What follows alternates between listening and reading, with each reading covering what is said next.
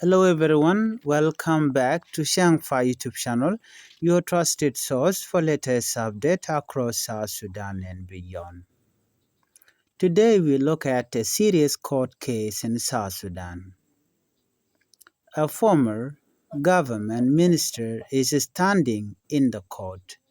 He said the charges against him are not supported by real proof.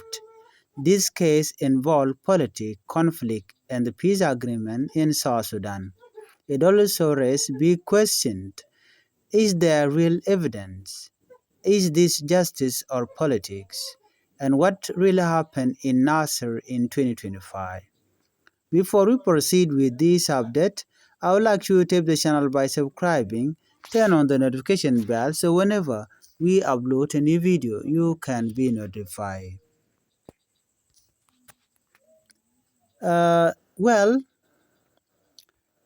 what happened in court? Uh, the man at the center of this case is Port Kang Chul.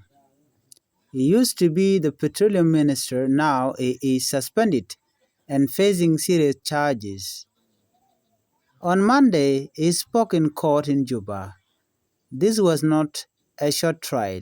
It has already gone through many sessions. During this hearing, Port Kang says something very clear. The prosecution has no strong evidence. He told the judges the case has taken a long time, but still no solid proof has been shown. The accusations are not supported by fact. He believes the case against him and others is weak. What Port Kang is saying? Port Kang explained his defense in simple terms. He stated that there is no clear evidence, no strong document, no reliable digital proof. He argued that accusations are not enough in court. Evidence must be strong and clear. He believes the case has not reached the legal standard needed. In simple words, you cannot accuse someone without proof. Well, let's look at the peace agreement. Port Kang also talk about the 2018 peace agreement. This agreement was made to stop war in South Sudan. It's known as the Reptile Peace Agreement or the Reptile Peace Deal. It was signed between President Salva Kiir Mayardit and First Vice President Dr. Riek Machar. According to Port Kang said that he has been involved in this agreement. He supports peace. He has worked to implement it. But he also made another important point. Violation of the peace deal did not start in 2025.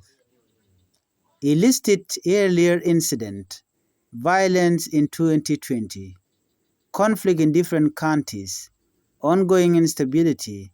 His message was clear. Problem existed long before this case. The Naser incident, now we come to a key issue. The Naser incident in March 2025, this is one of the main reasons for the charges. Prosecutors said army group attacked a military base. Many soldiers were killed. Equipment worth millions was destroyed or taken. This is a serious accusation. But Port Kang Chol disagreed. He stated that this incident is not the first violation. It is part of a bigger pattern. He believes it is being used unfairly.